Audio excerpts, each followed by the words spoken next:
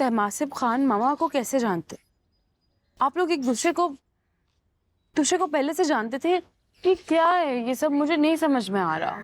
बताया तो था तुम्हें, हम सब दोस्त थे बचपन के, बहुत पुराने। मगर मैंने तुम्हें ये बात नहीं बताई कि तहमासिब तुम्हारी वालदा का भी कोच था। क्या? हम चारों, अनीला, तहमासिब, मैं और राबिया, बहुत पुराने दोस्त थे। तहमासिब के वालिद कोच थे स्क्वॉश के, राबिया के भी कोच थे। जब उन्होंने रिटायरमेंट ली तो तहमासिब राबिया का कोच बन गया। और राबिया, तुम्हारी वालदा ऐसी थी जैसे she was fire on the court, बिल्कुल बिजली जैसी। लोग उसे राबिया शेरवानी नहीं, राबिया शेरनी कहा करते थे। अभी जूनियर लेवल पे ही थी, लेकिन सबको अंदाजा हो गया था कि ये बहुत बड़ी चीज बनेगी। तो सर तहमासिब ने मामा को कोच किया? मामा ने तो नहीं बताया कभी। हाँ, कुछ बातें सामने नहीं आती, मैं बता रहा हूं ना तुम्हें। अच्छा, उसके बाद ये हुआ कि तुम्हारे ग्रैंड पेरेंट्स यानी राबिया के वालिदैन को तहमासिब पे बहुत भरोसा था। वो उसको पूरी तरह ट्रस्ट करते थे और राबिया बहुत अच्छे तरीके से डेवलप हो रही थी। तहमासिब के वालिद खान साहब ने उसे ये समझाया था कि कोच प्लेयर के लिए छांवदार दरख्त की तरह होता है। उसे हमेशा अपने प्लेयर की हिफाजत करनी चाहिए, उसे अपनी निगरानी में रखना चाहिए। और अगर तहमासिब कोच ना होता तो शायद राबिया कभी प्लेयर भी ना बनती, या शायद इतनी अच्छी प्लेयर ना बनती। लेकिन फिर किस्मत ने एक ऐसी करवट ली कि तहमासिब ने प्लेयर बनने का फैसला कर लिया। और उसके इस फैसले में मैं भी शामिल था। मैंने उसे कहा था कि वो अपने करियर को सीरियसली ले। इस तरह उसने राबिया से माजरत कर ली और अपना करियर फॉलो करना शुरू कर दिया। सेम स्टोरी मामा के साथ भी यही हुआ था। बहुत अरसे मैं अपने आप को कसूरवार समझता रहा। हालांकि मैंने वही किया जो मुझे लगा कि मेरे दोस्त के हक में बेहतर था। चंद माह बाद वर्ल्ड ओपन थी और तुम्हारी वालदा बहुत डिसहार्टन थी। फिर भी तुम्हारी नानी ने फैसला किया कि राबिया का करियर कंटिन्यू होगा, वो खेलेगी। इसी असना में फराज शेरवानी नामी एक शख्स राबिया की जिंदगी में है, तुम्हारे डैड, और बहुत मोहब्बत करते थे वो राबिया से। उन्होंने प्रपोज किया, राबिया के घर वालों ने, तुम्हारे ग्रैंड पेरेंट्स ने उनका प्रपोजल एक्सेप्ट कर लिया। और इस तरह तय हुआ कि राबिया उन्हीं के साथ अपने पहले टूर पे जाएगी, क्योंकि उसे अकेले भेजने का रिस्क नहीं लिया जा सकता था। तय ये हुआ कि पूरी फैमिली पेशावर जाएगी, निकाह वहीं पे होगा, और उसके बाद फराज के साथ ही राबिया टूर पे जाएगी।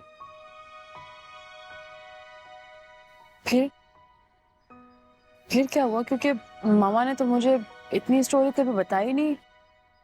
हाँ, तल्ख और तकलीफ दे बातें हम अक्सर दोहराना पसंद नहीं करते।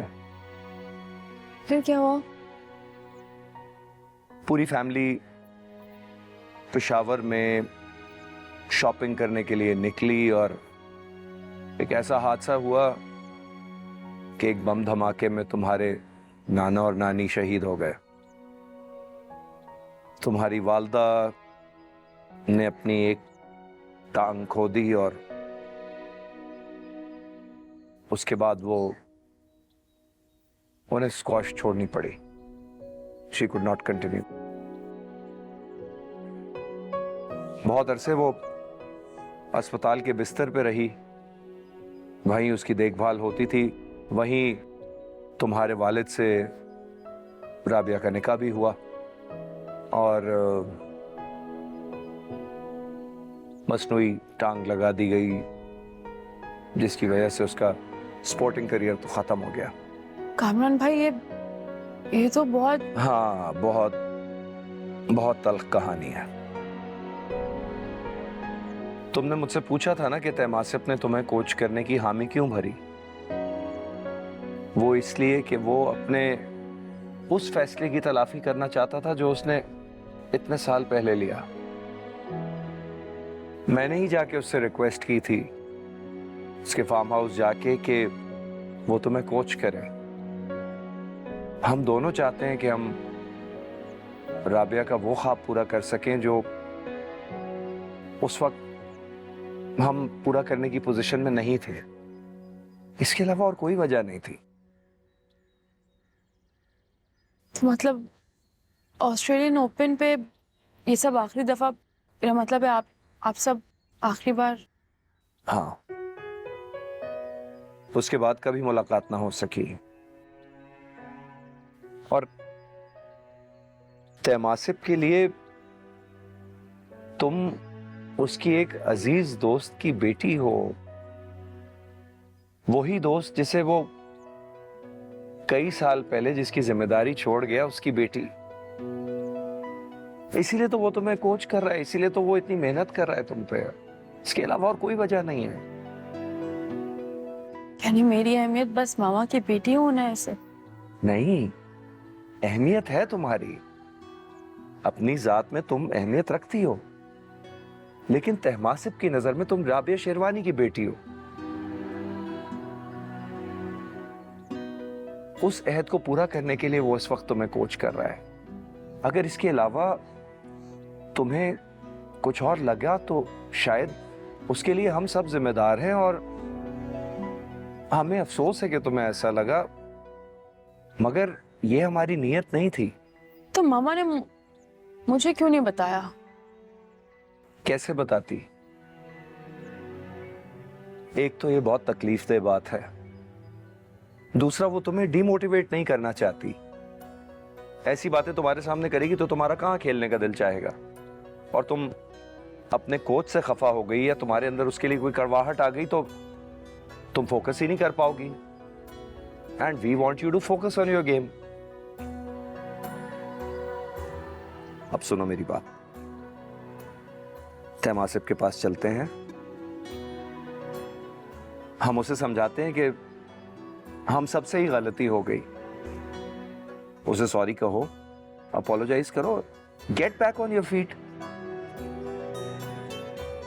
पता नहीं वो माफ करें भी या ना करें।